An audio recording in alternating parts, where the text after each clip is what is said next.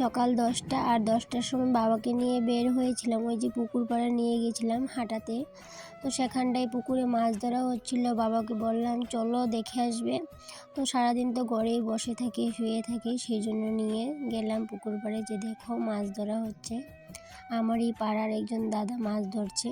তো সেই জন্য বাবাকে নিয়ে গেলাম পুকুর পাড়ে। তো পুকুর পাড়ে মাছ দেখিয়ে আবার কিন্তু ওই যে জায়গার মধ্যে নিয়ে রোদের মধ্যে বসিয়ে দেব। যেই মানুষটা নিজের পায়ে হেঁটে যেখানে খুশি সেখানে চলে যেত, সেই মানুষটা আজ কিন্তু ওই যে নিজের ইচ্ছে মতো কোনো জায়গায় যেতে পারে না। কারণ কি, ওই যে হাঁটতে পারে না, একটু ধরে সাপোর্ট করলে তবেই কিন্তু একটু হাঁটে। তো আমাকে সকালে বলছিল যে আমাকে একটু হাঁটিয়ে দে, আর এদিকটায় আমাকে বলছিল তুই আমাকে ছাড়, আমি দেখি নিজে নিজে হাঁটতে পারি কিনা। সেই জন্য বাবার কথা শুনে এই যে একটু ছাড়লাম। তা নিজে নিজে হাঁটছিল, তবে কিন্তু আমার ভয় লাগছিল যদি পড়ে যায়, তাই জন্য কিন্তু আমি আবার ধরে নিলাম।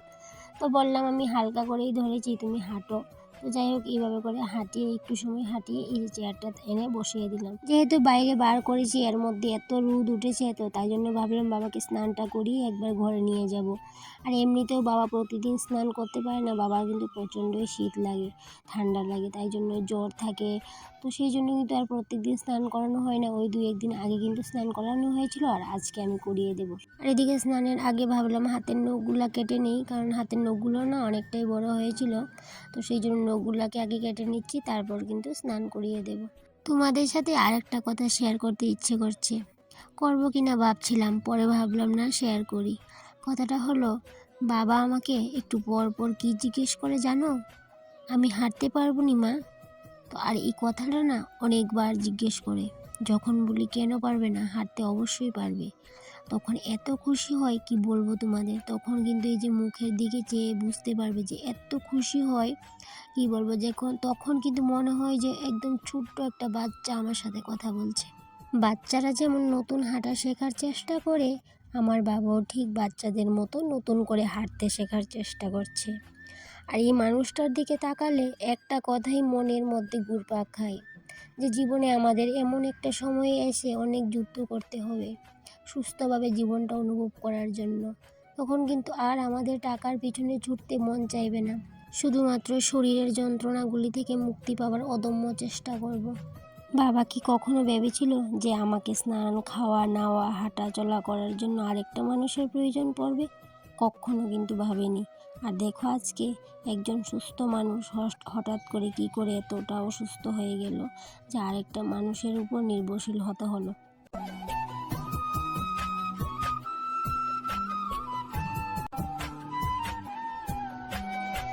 একটা ছোট বাচ্চাকে ছোটোবেলায় যেভাবে করে স্নান, খাওয়া দাওয়া করিয়ে দিতে হয়, ঠিক সেইভাবে কিন্তু আমার বাবাকেও যত্ন করতে হয় এখন ছোট বাচ্চাদের মতো। এই যে সময় মতো স্নান করাতে হয়, সময় মতো ভাত খাওয়াতে হয়, সময় মতো ওষুধ খাওয়াতে হয়, সময় মতো হাঁটাতে হয়, সব কিছুই করতে হয়। আর এদিকটায় দেখো, স্নানটা করিয়ে এই যে ড্রেসটা চেঞ্জ করিয়ে এবার ঘরে নিয়ে আসলাম।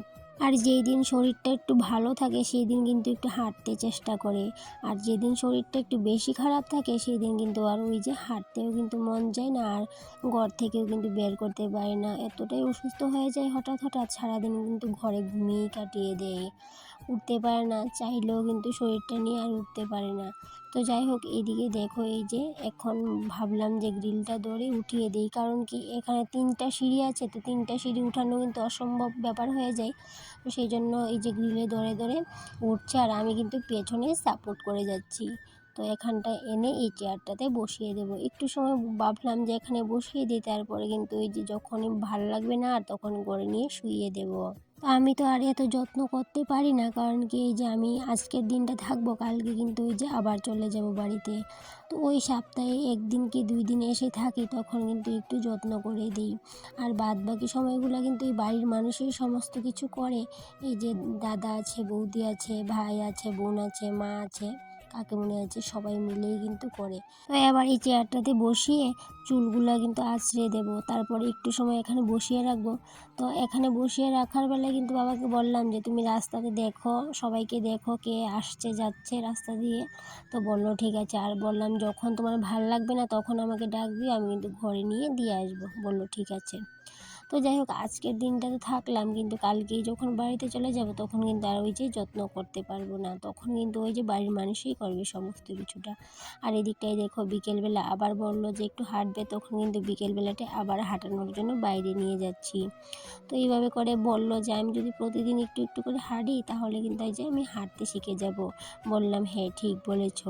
আর এদিকটাই দেখো ওই যে পেছনে একটা গাড়ি দেখতে পাচ্ছ কিনা আমি জানি না, ওই গাড়িটা কিন্তু আমার বাবার গাড়ি ছিল। সমস্ত কিন্তু এই যে বিজনেস জন দেখাশোনা করতো তখন কিন্তু এই যে গাড়িটা নিয়েই বের হতো।